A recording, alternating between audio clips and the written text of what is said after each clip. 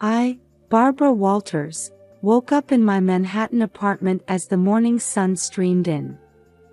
Even at 62, the habits from my days as an ABC News anchor haven't quite left me. As I brew my morning coffee, I gaze out the window at the greenery of Central Park. It's been 2 years since I retired, but I still find myself checking the news every morning.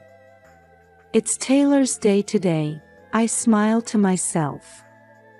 It's my scheduled day with Taylor, my 4-year-old angelic granddaughter. I'm looking after her while my son Tom and his wife Rita are busy with work.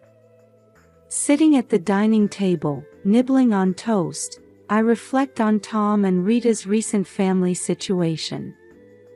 Tom is 35, working at an advertising agency in New York City.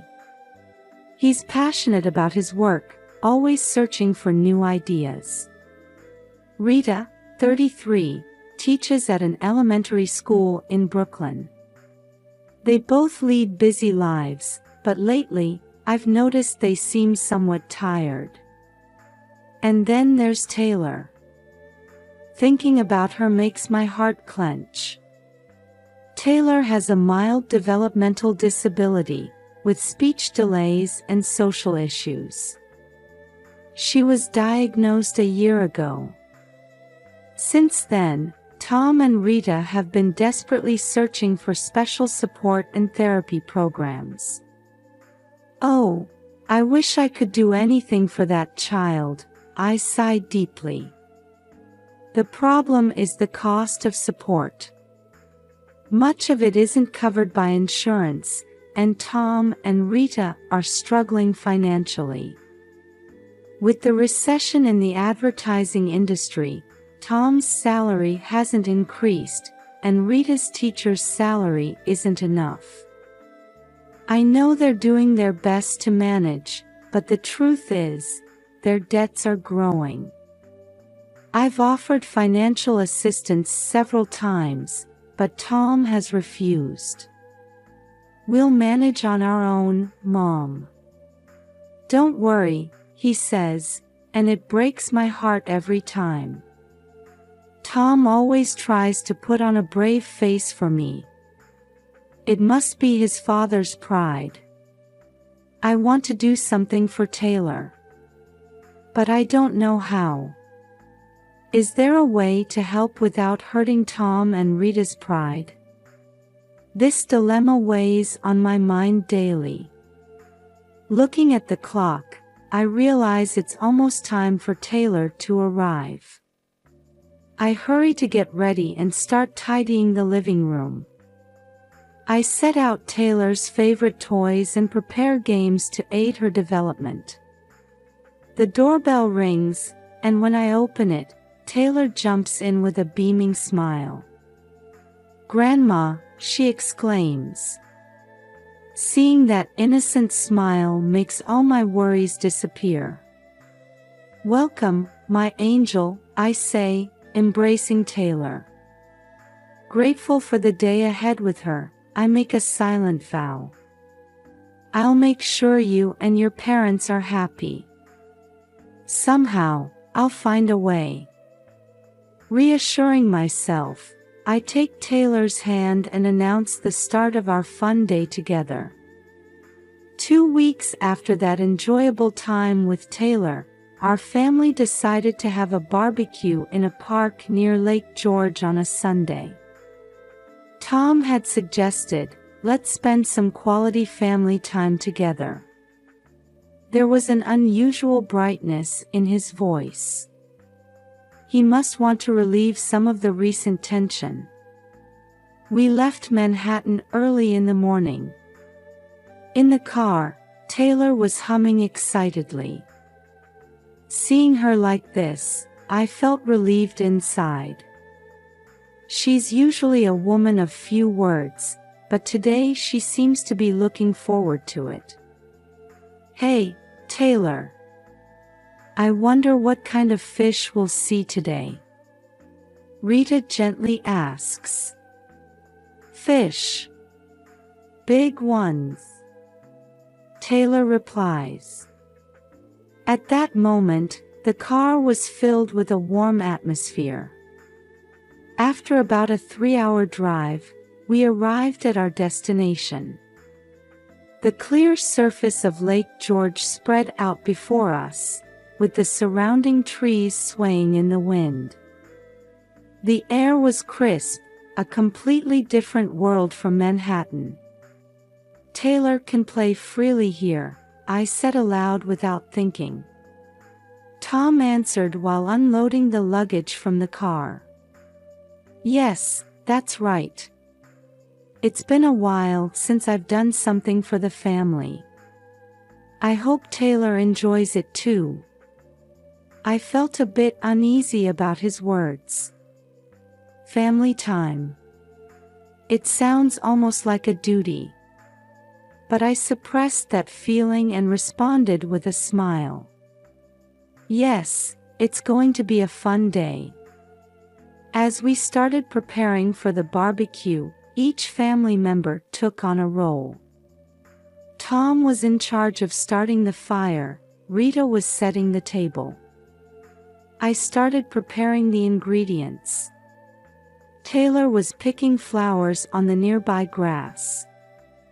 At first glance, it looked like an ideal family holiday. However, upon closer observation, I could sense an underlying tension. Tom's movements were awkward, and Rita's smile seemed a bit forced. There seemed to be more distance between them than usual. Hey, how should we cook the meat today? I asked. Tom answered a bit irritably, It doesn't matter, Mom. Just leave it to me. I flinched for a moment at his attitude. But I didn't want to cause any problems here. Today is a day for family togetherness. As the preparations were in full swing, I was completely absorbed in cooking. While grilling vegetables on skewers, I suddenly realized something. Taylor was nowhere to be seen. Where's Taylor? I asked. Rita answered, She was playing over there just a moment ago. Tom, did you see her? Tom shook his head. No, I was watching the fire. Suddenly, anxiety crossed my mind. We had all been so focused on our tasks that we had taken our eyes off Taylor. Taylor! I called out loudly. There was no response. Tom and Rita finally seemed to realize the seriousness of the situation. The three of us started searching the area separately. Over here. We heard Rita's scream-like voice. We ran towards the lake. What we saw was Taylor's small body floating on the surface of the water. Taylor! Tom shouted, stripping off his clothes and jumping into the lake.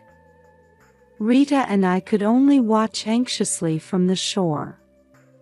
Seconds later, Tom returned to the shore carrying Taylor. Taylor was unconscious, her face pale. She's not breathing. Rita cried out. I tried desperately to stay calm. Call 911. I told Rita, and I began performing CPR on Taylor. Please, Taylor. Wake up, I called out prayerfully. Tom stood there in a daze. Fear and self-blame were visible in his eyes. When we heard the ambulance siren, Taylor coughed faintly. A glimmer of hope. But we were far from being able to relax. While the paramedics were loading Taylor onto a stretcher, all we could do was watch. Suddenly, Tom shouted. Mom! Why did you take your eyes off her? I caught my breath at those words. should I be blamed? Or, amidst the swirling confusion, regret, and anxiety, the ambulance drove away with Taylor. We were left standing there, unable to say a word. The scenery of Lake George, which should have been beautiful, now felt terrifyingly cold. As the sound of the ambulance siren faded into the distance, we were still standing by the lakeside. It was as if time had stopped. Even after the ambulance carrying Taylor disappeared from view, my eyes remained fixed on the distant road. Why did this happen? Rita's trembling voice broke the silence. She collapsed to her knees and began to sob. Tom was still standing there in his wet clothes, looking dazed. His eyes still held the color of fear and confusion. I took a deep breath. Someone had to stay calm. Rita, it's okay. Taylor is a strong girl, I said gently. Let's think about going to the hospital now. Rita looked up at me. A faint light of hope shone in her tear-filled eyes. Yes, that's right, she answered in a shaky voice. We need to go to Taylor. Tom seemed to have finally come to his senses. I'll get the car ready, he muttered. Then he quickly headed towards the parking lot. I helped Rita stand up and gently put my arm around her shoulder. It's going to be all right. Let's get through this together. However, contrary to those words, anxiety was swirling inside me. Is Taylor safe? Will there be any lasting effects? And, why didn't anyone notice? When Tom brought the car around, we hurriedly got in. The car was enveloped in a heavy silence. Which hospital? Tom asked from the driver's seat. Glens Falls Hospital, I answered. That's what the paramedic said. As the car started moving and we headed towards the hospital, Rita kept checking her mobile phone repeatedly. Why hasn't the hospital contacted us? She muttered anxiously. They're probably still running tests, I tried to reassure her. If there's good news, they'll contact us right away. However, those words rang hollow. The tension in the car increased with time. Suddenly, Tom gripped the steering wheel tightly and shouted, "Damn it! Why did this happen?" Rita and I jumped at his voice. Tom's anger and self-blame had burst out all at once. Tom, calm down, I said, trying to reason with him. Focus on driving safely now. But Tom's anger didn't subside. Mom, why did you take your eyes off her? He glared at me in the back seat. You said you would look after Taylor. I caught my breath at those words. Tom, I was also preparing the food. No excuses. Tom yelled. It's your responsibility because you took your eyes off her. The atmosphere in the car froze.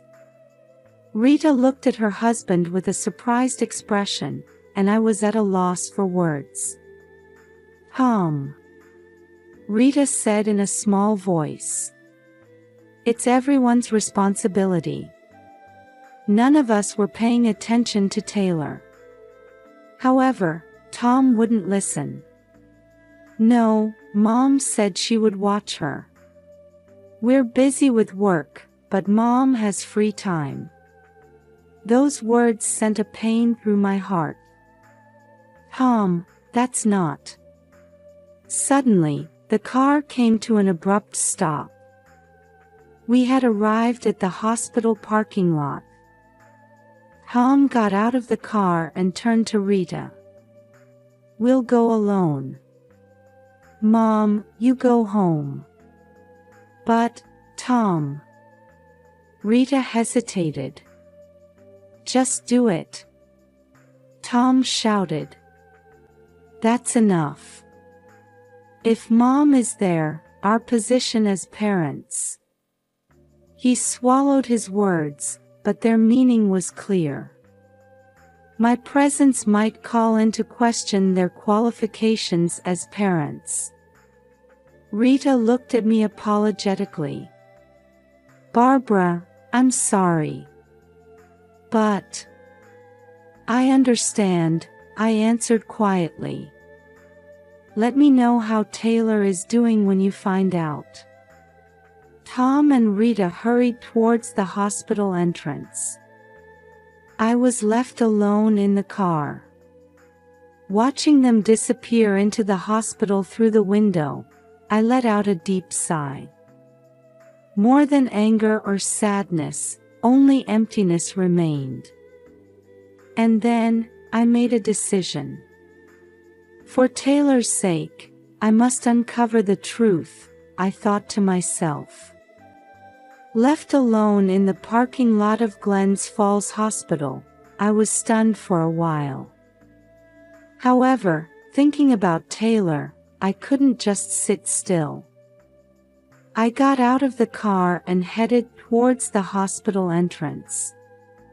When I asked at the reception, I was told that Taylor was in the intensive care unit. I decided to wait in the waiting room to hear the doctor's explanation. After what felt like a long time, the doctor finally appeared. "Taylor's condition is stable," the doctor said. Fortunately, the oxygen supply to her brain wasn't cut off for a long time. However, the next 24 hours are crucial. I breathed a sigh of relief at those words. However, my relief was short-lived as a police officer entered the waiting room. "We'd like to ask you about the circumstances of the accident," the officer said. I explained the sequence of events, but I noticed that Tom and Rita were nowhere to be seen. When I asked the officer, he said they had already finished giving their statements and left. That's strange, I thought. Why would they leave in such a hurry when their granddaughter's life was in danger? As I answered the officer's questions, a sense of unease grew within me. Tom and Rita's attitude, and the situation they described, something wasn't right. After the questioning was over, I decided to return to the park. There must be something I had overlooked. When I arrived at the park, traces of the barbecue were still there. I looked around, wondering if there were any witnesses. That's when I noticed a family having a picnic nearby. Gathering my courage, I approached them, and they kindly responded. "Yes, we did see a child fall into the water," the father of the family said. "Actually, we were filming my daughter's birthday. It might be in the background of our video." My heart raced. "Would you mind showing that video to the police?" They readily agreed. I immediately contacted the police, and we arranged to check the video. The police officer's expression changed as he watched the footage.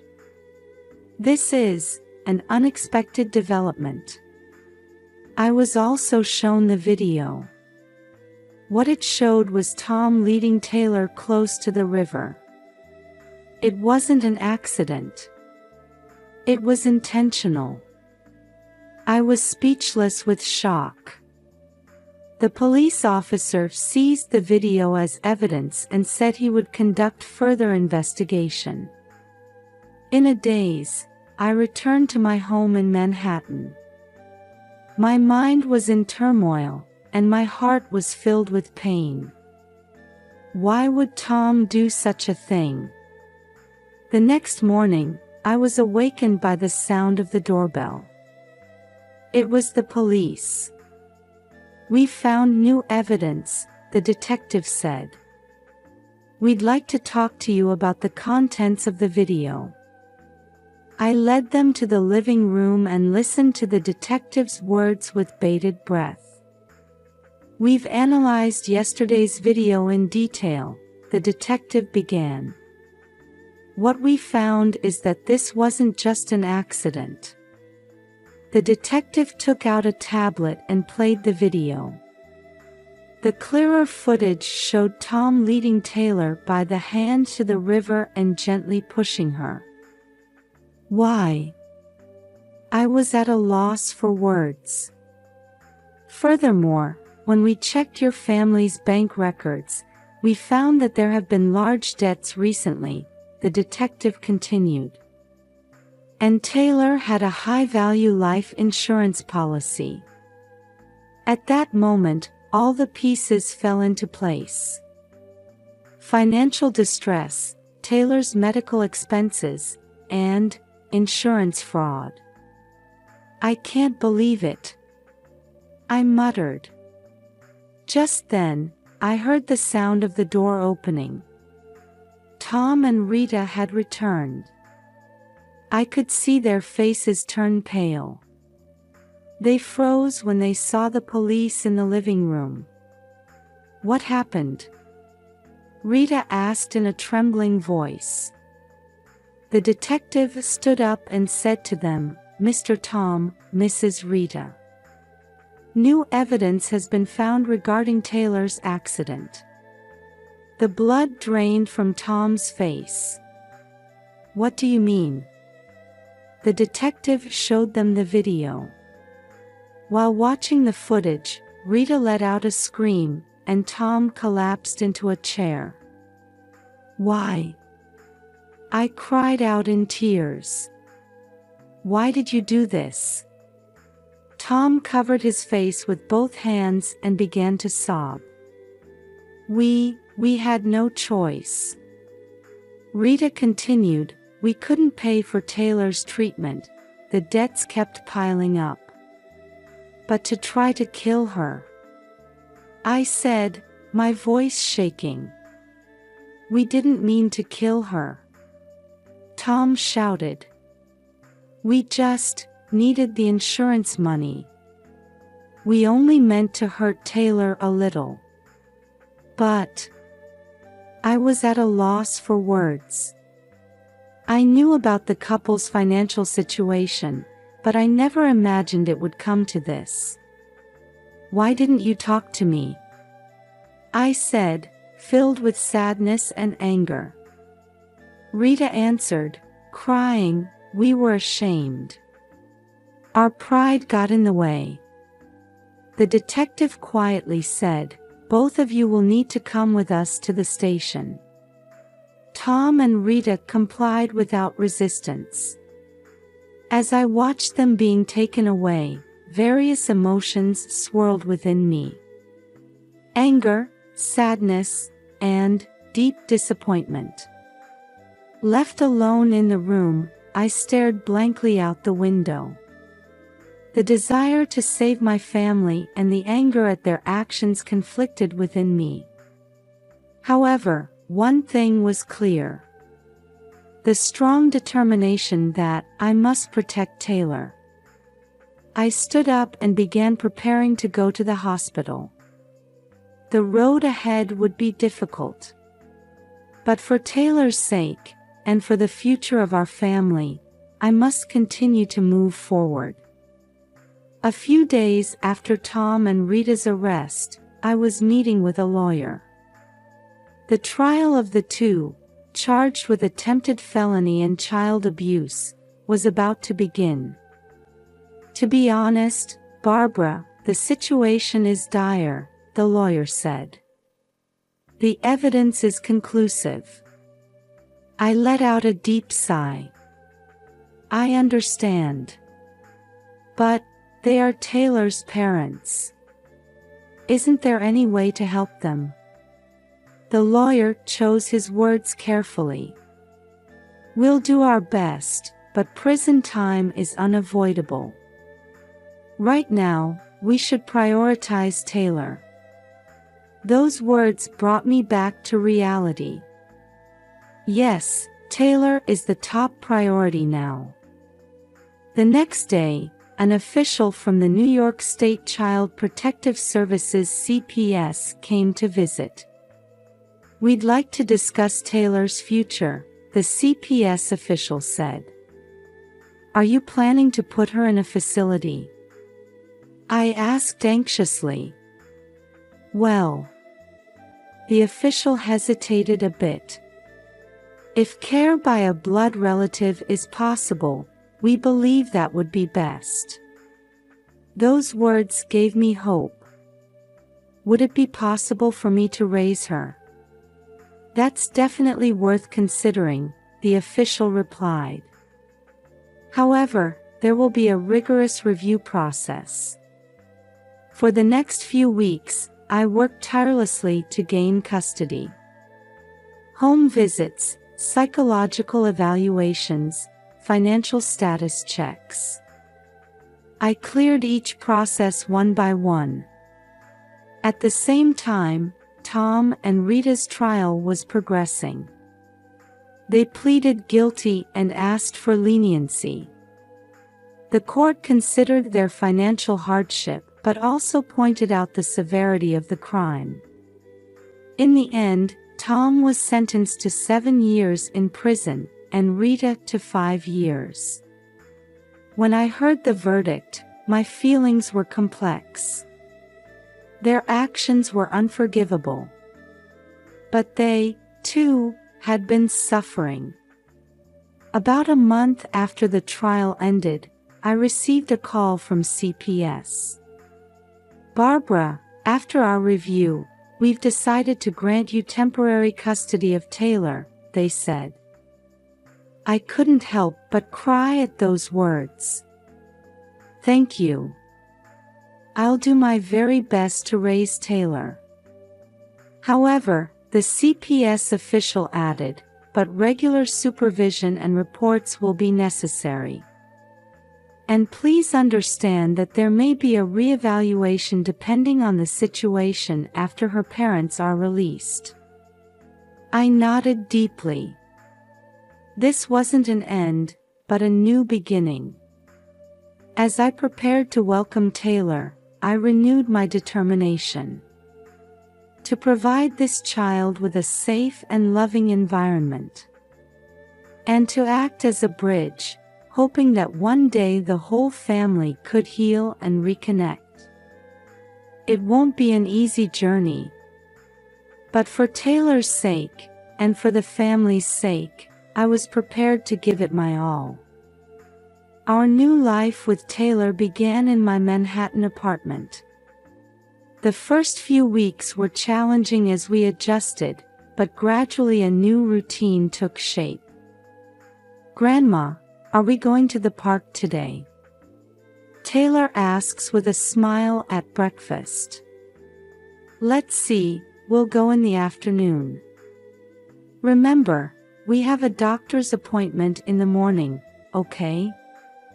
Taylor's face clouds over a bit, but she quickly nods brightly.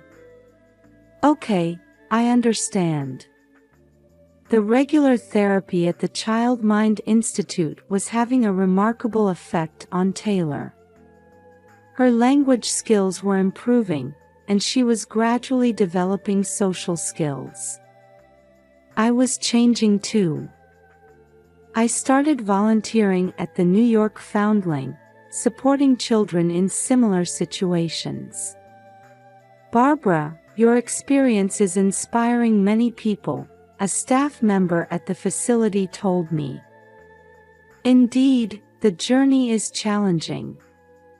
But every time I see Taylor smile, I gain strength. And I spend each day hoping that when Tom and Rita return someday, we can start anew as a healed family. A year has passed since then. Squinting at the morning sun streaming through the window, I quietly sip my coffee. Taylor is still asleep. Over this past year, we've overcome many difficulties. My heart ached many times seeing Taylor cry at night or long for her parents.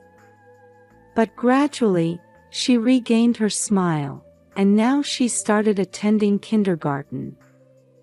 "Grandma, are we going to see Mom and Dad today?" I smiled gently at Taylor's question. "Yes, we are. It's visitation day, isn't it? Monthly visits to the prison." While serving their sentences, Tom and Rita are seriously engaged in counseling and educational programs. Every time I see the regret of the past and new determination in their eyes, my heart fills with complex emotions. They're trying to change, I remind myself. Indeed, the past cannot be changed. But the future is different. Taylor's growth, Tom and Rita's rehabilitation, and my own changes. All of these are shaping a new form of family. Through my volunteer work at the New York Foundling, I've witnessed the rebirth of many families. It should be possible for us too. "Grandma, let's go." Taylor's voice brings me back to the present. As I take her small hand, I make a quiet vow. There will surely be more difficulties ahead. But with love and patience, we can surely overcome them. And someday, we will truly become a family, in every sense of the word.